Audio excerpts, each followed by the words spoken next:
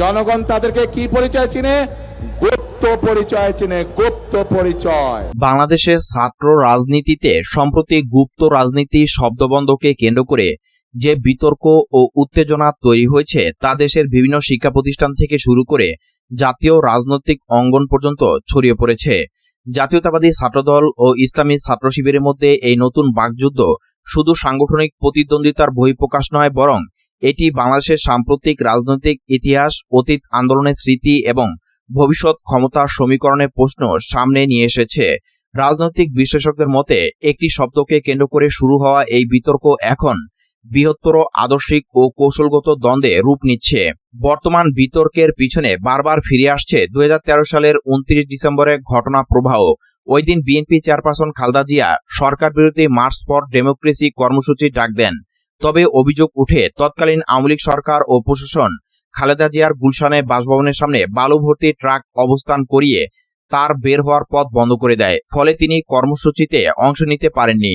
সেদিনের ঘটনাকে কেন্দ্র করে দীর্ঘদিন ধরে বিএনপির ভিতরে ও বাইরে নানা আলোচনা রয়েছে।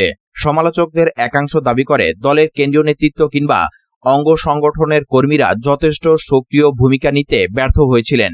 অন্যদিকে বিএনপি নেতারা বরাবরই বলে আসছেন যে সেদিন সরকার কঠোর দমনপীড়নের মাধ্যমে যে কোনো প্রতিরোধ ভেঙে দিয়েছিল।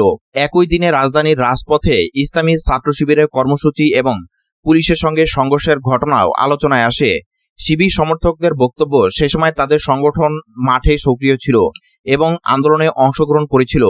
এই ঘটনা প্রবাহ পরবর্তীকালে রাজনৈতিক বর্ণনায় ভিন্ন ভিন্নভাবে ব্যবহার হতে থাকে। সাম্প্রতিক সময়ে গুপ্ত শব্দটি রাজনৈতিক অভিধানের নতুন মাত্রা পেয়েছে।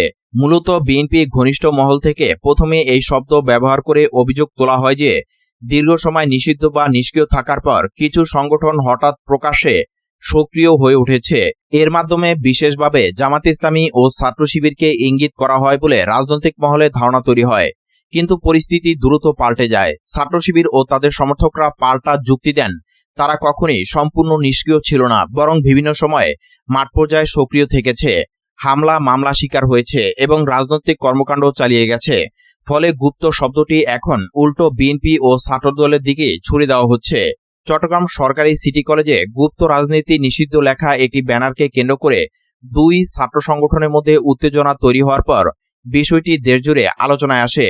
এরপর ঢাকা বিশ্ববিদ্যালয়, রাজশাহী বিশ্ববিদ্যালয়, শাহজালাল বিজ্ঞান ও প্রযুক্তি বিশ্ববিদ্যালয়, ইসলামী বিশ্ববিদ্যালয়, জাহাঙ্গীরনগর বিশ্ববিদ্যালয় সহ বিভিন্ন ক্যাম্পাসে একই ধরনের বিতর্ক ছড়িয়ে পড়ে। শিক্ষার্থীদের একাংশ বলছেন একটি শব্দকে কেন্দ্র করে এমন বিভাজন প্রমাণ করে যে ছাত্র রাজনীতি এখন কেবল আদর্শিক অবস্থান নয়, বরং পরিচয় ও প্রভাবের লড়াইয়ে পরিণত হয়েছে। বিভিন্ন ক্যাম্পাসে পোস্টার, স্লোগান, পাল্টা মিছিল এবং সামাজিক যোগাযোগ মাধ্যমে প্রচারণার মাধ্যমে উত্তেজনা বাড়ছে। 2024 সালে জুলাইয়ে রাজনৈতিক অস্থিরতার পর দেশের ছাত্র রাজনীতিতে নতুন বাস্তবতা তৈরি হয়। সরকার পরিবর্তনের পর ঢাকা বিশ্ববিদ্যালয় সহ বিভিন্ন উচ্চশিক্ষা প্রতিষ্ঠানে ছাত্র শিবিরের প্রকাশ্য সাংগঠনিক উপস্থিতি লক্ষ্য করা যায়। দীর্ঘদিন আড়ালে থাকা নেতাদের প্রকাশ্যে পরিচয় করিয়ে দেওয়া হয় এবং সংগঠনটির সাংগঠনিক কাঠামো দৃশ্যমান হতে শুরু করে। ঢাকা বিশ্ববিদ্যালয় শাখার সভাপতি হিসেবে সাদিক কায়েম এবং সাধারণ সম্পাদক হিসেবে এস.এম. ফরহাদের নাম প্রকাশ্যে আসার পর নতুন করে আলোচনা শুরু হয়। বিভিন্ন গণমাধ্যমে দাবি ওঠে বিশ্ববিদ্যালয় পর্যায়ে শিবিরের কয়েকজন নেতা অতীতে ছাত্রলীগের বিভিন্ন কমিটিতে যুক্ত ছিলেন বা অন্য সংগঠনের সঙ্গে সংশ্লিষ্ট ছিলেন। এসব অভিযোগ ঘিরে রাজনৈতিক অঙ্গনে নতুন প্রশ্ন তৈরি হয়। শিবির কি কৌশলগতভাবে বিভিন্ন সংগঠনের ভিতরে প্রবেশ করে নিজেদের প্রভাব বাড়িয়েছে? যদিও ছাত্র শিবির নেতারা এসব অভিযোগ বরাবরই অস্বীকার করেছেন। তাদের দাবি রাজনৈতিক প্রতিপক্ষ ইচ্ছাকৃতভাবে বিভ্রান্তি তৈরি করছে। ছাত্রদল সহ কয়েকটি সংগঠনের অভিযোগ, শিবির ক্যাম্পাসে নিজেদের সাংগঠনিক অবস্থান শক্তিশালী করতে বিভিন্ন ছাত্র সংগঠনের ভিতরে অনুপ্রবেশ করেছে এবং ছাত্র রাজনীতি নিষিদ্ধ বা সীমিত পরিবেশকে নিজেদের পক্ষে কাজে লাগিয়েছে। বিশেষ করে আবাসিক হলগুলোতে সাংগঠনিক বিস্তার এবং নির্বাচনী রাজনীতিতে প্রভাব বিস্তারের অভিযোগ উঠেছে। অন্যদিকে শিবিরের পক্ষ থেকে বলা হচ্ছে তাদের বিরুদ্ধে গুপ্ত আখ্যা ব্যবহার মূলত রাজনৈতিক অপমানের কৌশল।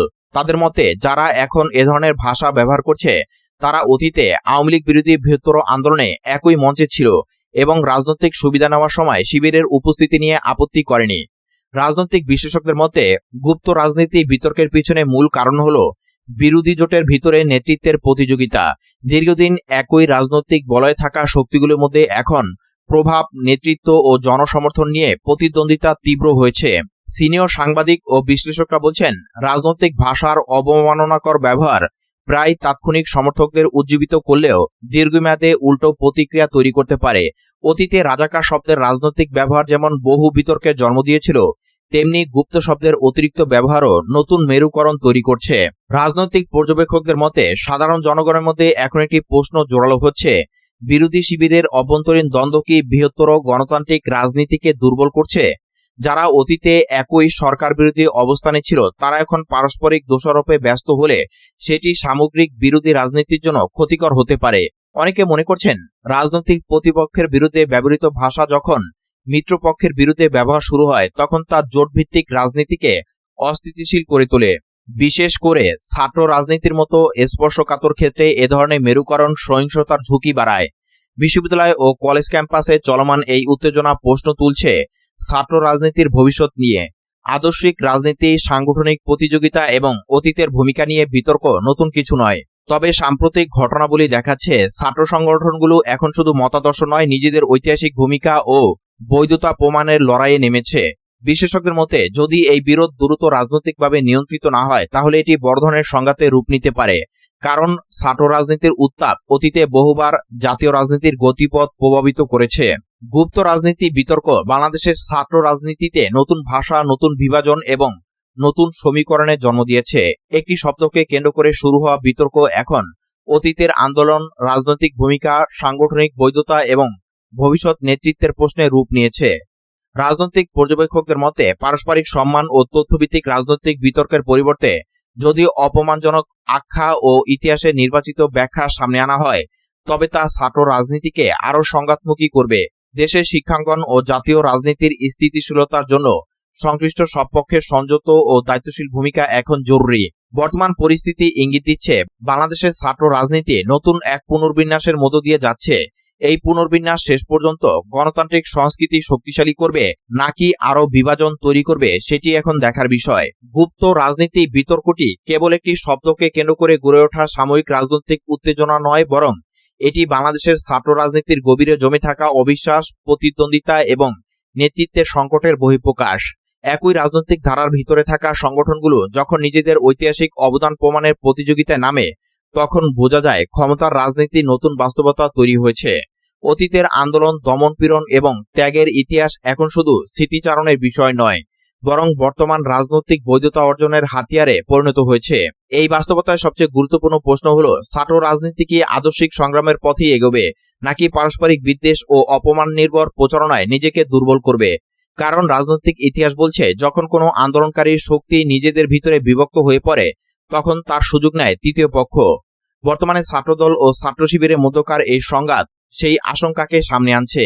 যারা একসময় একই রাজনৈতিক বাস্তবতায় নির্যাতনের শিকার হয়েছে তাদের মধ্যে পারস্পরিক দোষারোপ সাধারণ মানুষের কাছে নেতিবাচক বার্তা দিচ্ছে।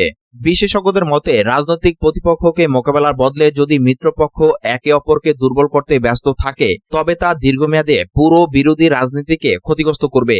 একই সঙ্গে শিক্ষাঙ্গনের সহাবস্থান, সহনশীলতা ও গণতান্ত্রিক সংস্কৃতির বিকাশও বাধাগ্রস্ত হবে। ছাত্র রাজনীতি ঐতিহাসিকভাবে বাংলাদেশে গণ আন্দোলনের চালিকা শক্তি হলেও সেটি কার্যকর থাকে তখনই যখন সেখানে প্রতিদ্বন্দ্বিতা থাকে নীতির, ব্যক্তিগত আক্রমণ বা পরিচয় ভিত্তিক অপমানের নয়। বর্তমান বিতর্ক থেকে শিক্ষা হওয়া উচিত বিভাজন নয়, আত্মসমালোচনা। প্রতিটি রাজনৈতিক সংগঠনের উচিত নিজেদের ভূমিকা জনগণের সামনে তথ্য ও কর্মের মাধ্যমে তুলে ধরা, স্লোগান ও তকমার মাধ্যমে নয়। কারণ শেষ পর্যন্ত জনগণই নির্ধারণ করে কে সত্যিকারের আন্দোলনের শক্তি আর কে কেবল রাজনৈতিক ভাষার মাধ্যমে নিজেকে প্রতিষ্ঠা করতে চায়। বাংলাদেশের ছাত্র রাজনীতির ভবিষ্যৎ নির্ভর করবে এই উপলব্ধির উপর।